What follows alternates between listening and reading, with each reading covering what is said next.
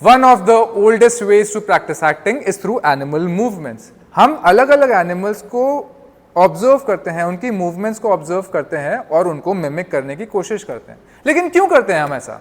ताकि हम अपनी इमेजिनेशन के परे कुछ कैरेक्टर्स को बना सकें। पहले आप ये डेमो देख लीजिए एनिमल मूवमेंट का, उसके बाद मैं और डिटेल में समझाता हूं।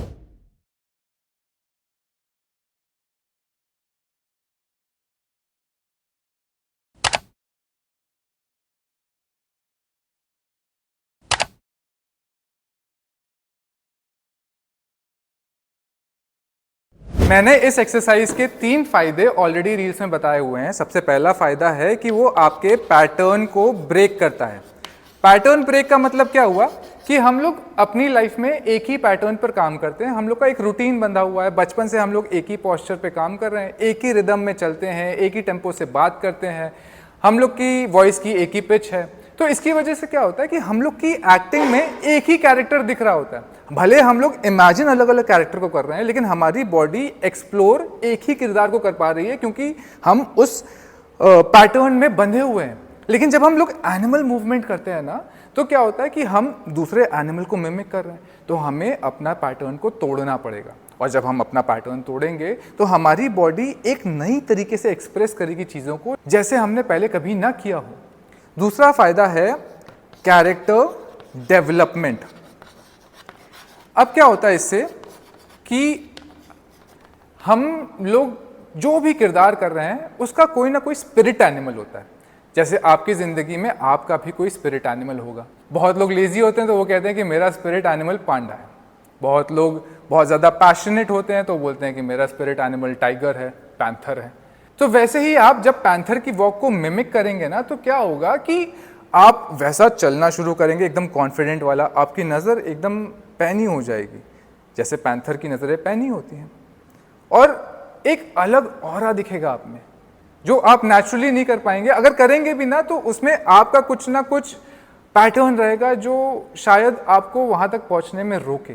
तीसरा मैंने बताया था कि वो आपके इंस्टिंक्ट्स पे काम करता है, क्योंकि कई सारे एक्टर्स अपने ही रिदम में फंसे होते हैं। जैसे मैंने बताया था कि पैटर्न में फंसे होते हैं, वैसे ही अपने रिदम में फंसे होते हैं और अपने एक्टिंग को इंटेलेक्चुअलाइज करने लग जाते हैं कि भाई जब मैं स्टेज पर जाऊंगा तब मैं ऐसे मूवमेंट्स करूंगा, ऐसे जेस्चर्स करूंगा, श्रृंगार दिखाना है तो ऐसे दिखाऊंगा, रौद्र दिखाना है तो ऐसे दिखाऊंगा। तो वो अपने सारे मूवमेंट्स को इंटेलेक्चुअलाइज कर लेते हैं। इसकी वजह से वो इन द सीन नहीं रहते हैं, जिसकी वजह से उनकी एक्टिंग बड़ी परफॉर्मेटिव लगती है। लगता नहीं है कि ये लोग कैरेक्टर है, लगता है कि ये लोग बनावटी पने से एक्टिंग कर रहे हैं, लगता नहीं कि किरदार है। तो जब आप एनिमल मूवमेंट्स करते हैं तो आपकी इंस्टिंक्ट्स सही हो जाती हैं, क्योंकि एनिमल के अंदर भी इंस्टिंक्ट्स होती है। सारे एनिमल्स अपनी इंस्टिंक्ट्स के हिसाब से मूवमेंट करते हैं। जो हंटर्स हैं वो हंटिंग की इंस्टिंक्ट्स पे चलते हैं कि जब उन्हें प्रे दिखता है तो वो अपनी इंस्टिंक्ट पे धीरे धीरे घात लगाते हैं, अपनी इंस्टिंक्ट पे उसके पीछे भागते हैं और उसको किल करते हैं।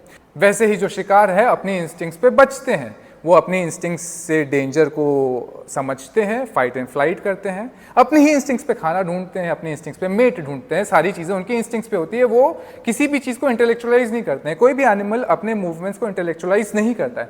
तो जब आप एनिमल मूवमेंट्स करेंगे तो धीरे धीरे आपकी इंस्टिंक्ट्स स्ट्रांग होने लग जाएगी, और जब आपकी इंस्टिंक्ट्स स्ट्रांग होगी ना तो आपकी स्टेज प्रेजेंस बहुत स्ट्रांग होने लग जाएगी।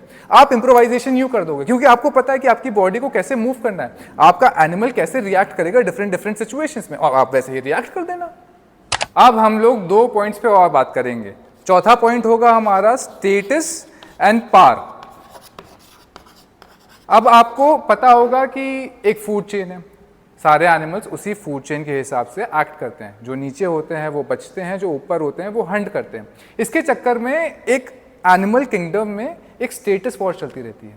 जो सबसे ऊपर हायरार्की के होगा वो ज़्यादा कॉन्फिडेंट रहेगा, ज़्यादा आराम से वॉक करेगा, उसको डर नहीं होगा किसी भी चीज़ का। वहीं पर जो नीचे होंगे वो हमेशा डर के होंगे, हमेशा इधर उधर देखते रहेंगे कि कुछ हो रहा है कि नहीं हो रहा है, कोई आ तो नहीं रहा है, कोई हमें हंट करने के लिए तो नहीं देख रहा है। तो इसकी वजह से there is a status war in the animal kingdom. और जब आप एक्चुअली में किसी एनिमल को मिमिक करते हैं तब आप उसी के स्टेटस को अपने कैरेक्टर के स्टेटस में डाल लेते हैं। तो अगर आप मान लीजिए कि कोई लो स्टेटस के कैरेक्टर हैं तो आप हमेशा डरे हुए होंगे, आपका कॉन्फिडेंस अच्छा नहीं होगा, आपकी आवाज़ में वो बुलंदी नहीं होगी। वहीं पर जब आप ऊपर के कैरेक्टर्स को करने लग जाएंगे जैसे शेर को कर रहे हैं या एलिफेंट कर रहे हैं या क्रोकोडाइल्स कर रहे हैं, तो आपकी चाल में वो कॉन्फिडेंस आएगा, निडरता आएगी, आप कैसे भी चल सकते हैं, आपकी आवाज़ में वो भारीपन होगा। और ये सारी चीज़ें आपकी एक्टिंग को एक बहुत अच्छा सा लेयर दे देती है। और पांचवा है ऑब्जर्वेशन। अब जब हम लोग एनिमल्स को ऑब्जर्व करते हैं तो हम उनकी छोटी छोटी चीज़ों को ऑब्जर्व करना शुरू करते हैं, उनकी वॉक्स से, फिर उनके आइज़ को, उनके पैटर्न्स को, क्या खाते हैं, क्या घात लगाते हैं, कैसे वो मेट्स को ढूंढते हैं, उनका तरीका क्या होता है, कैसे वो अपने बच्चों का ध्यान रखते हैं, रखते भी हैं कि नहीं रखते हैं, कैसे वो अपना घर बनाते हैं। इसके चक्कर में हम लोग की ऑब्जर्वेशन स्ट्रांग होने लग जाती है और एनिमल किंगडम को ऑब्जर्व करना थोड़ा आसान होता है क्योंकि कॉम्प्लेक्सिटीज़ कम होती हैं। लेकिन जब हम धीरे धीरे ऑब्जर्वेशन उनका करना शुरू करते हैं तो हमारी ऑब्जर्वेशन पावर स्ट्रांग होने लग जाती है और वहाँ से धीरे धीरे हम कॉम्प्लेक्सिटीज़ में भी पहुँचने लग जाते हैं।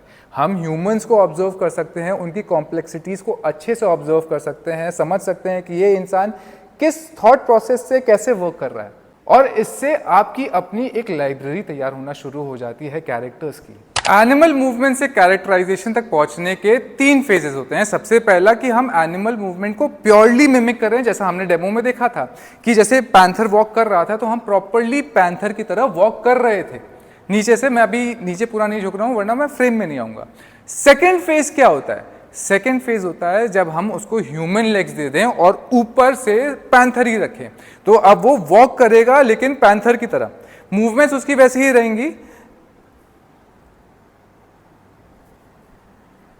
और अब जाकर हम उसको धीरे धीरे ह्यूमनाइज करेंगे, विच इज फेज 3, जब हम उसको पूरा एनिमल से पूरा ह्यूमन बना देंगे और सिर्फ सोल उसकी पैंथर की रहेगी। तो जब वो वॉक करेगा he will walk as a perfect human, as a perfect character. तो शायद उसकी वॉक कुछ ऐसी लगे।